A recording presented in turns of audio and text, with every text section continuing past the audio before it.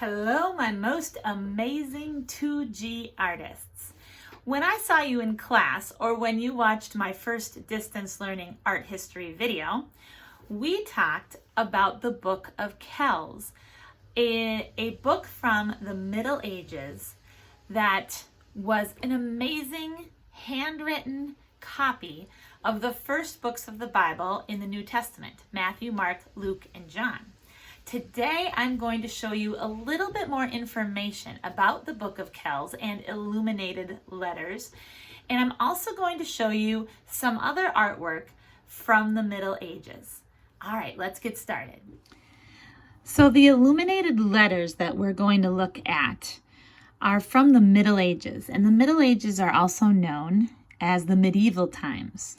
Let's take a look at this information. In the Middle Ages, books were very rare and found mostly in monastery libraries. Every book was made by hand. The monks who did the writing were called scribes. All of the books were written in Latin. Many of the books were so valuable that they were chained to their shelves. I have a couple pictures to show you of what that would look like. So you can see those are some chains that are hooking those books right to those shelves. And then this picture shows like a bench where you can sit at the bench and then you put the big book in front of you and you can read it. So do you think that people who went to those libraries could check the books out and take them home? No, they had to sit and read right there at the library. Very valuable books. All right, one of the great masterpieces in the history of Irish art and a world-famous example of early Christian art is the Book of Kells, and it has the most famous of the illuminated manuscripts. It was produced by Irish monks in about 800 CE. The Book of Kells includes the 4 Gospels of the New Testament written in Latin, decorated with innumerable illuminations, illustrations, and miniature images in a blaze of color. Now, if you went as a tourist to go see the Book of Kells now, you would go through a place like this. It's in the Trinity Library in Ireland, and they've got many interesting displays where they made copies of the illustrations in very large displays.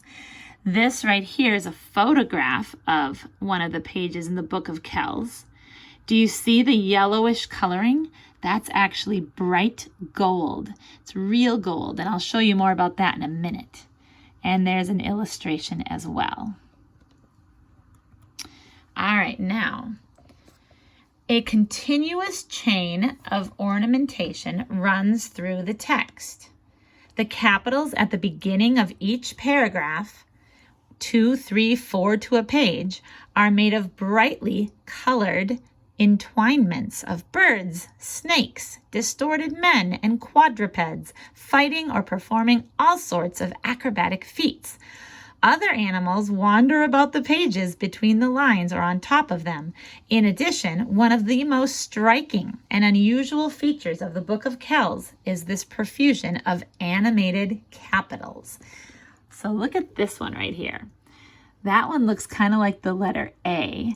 You can see that it's like an animal, like a snake. You can see the head of the snake right there. And another one down here, you can see the eye. Over here, you can see another capital letter. It looks like a Q maybe. And it has the head of a bird here. And the body here, it looks like a peacock with that fancy tail. And then this is the one I showed you in class or on our other video. Beautiful. Now I'm going to tell you a little bit about what it was like to create this book. The process of making illuminated manuscripts went like this. First, the parchment or vellum was made from animal skin. It was soaked and the hair removed, then folded and stretched over a frame, and then dried out and cut into sheets. The sheets were folded in half, and then the scribe set to work. He would first smooth the parchment with pumice, Then he ruled his margins and guidelines and wrote down the text with quill and ink. As vellum was so thick, he could literally scrape away any mistakes with the quill.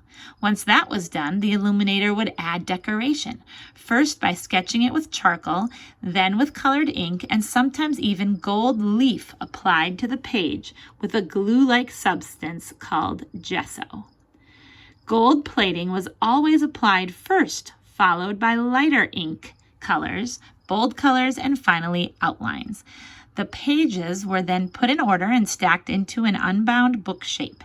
Pages were hand sewn to one another, and then the whole manuscript was given a protective cover of wood or leather. The covers were usually lavishly decorated with jewels, gold, and silver.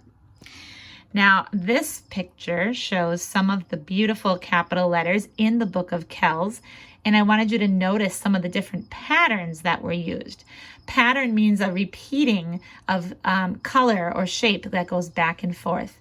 And so if you notice, for example, the letter B right here, you'll see a pattern where they're using the dark red color and the yellow color to color the different twining pictures.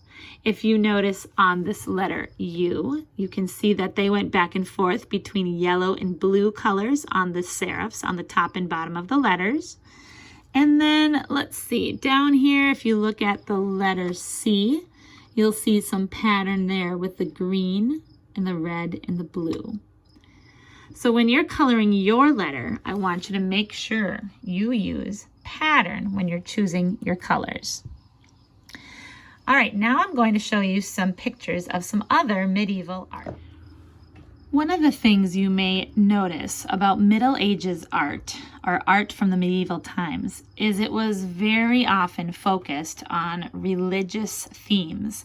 And so, just like with the Book of Kells, being the first 4 books of the Bible in the New Testament, one of the major stories in that part of the Bible is the birth of Jesus and his mother Mary. And so we call those kinds of artwork of Mary and Jesus, we call that the Madonna and Child. Madonna is a word in Italian that simply means my lady. So this, for example, is a Middle Ages piece of art done by Don Silvestro de Garducci. And it says that this was done in Italy, probably in the 1300s. And so you can see here that Mary, the mother of Jesus, is the central figure, and then Jesus is on her lap, and then a couple other of central biblical characters are on either side of her. So those are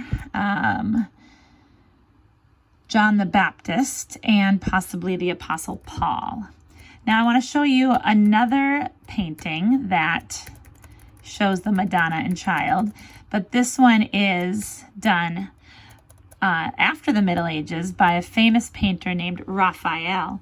But I just wanted to show you in this picture how it shows Mary has this kind of soft, humble look on her face. That was very common in the pictures of Mary, that she would have a very kind of humble look, like she was a servant to God.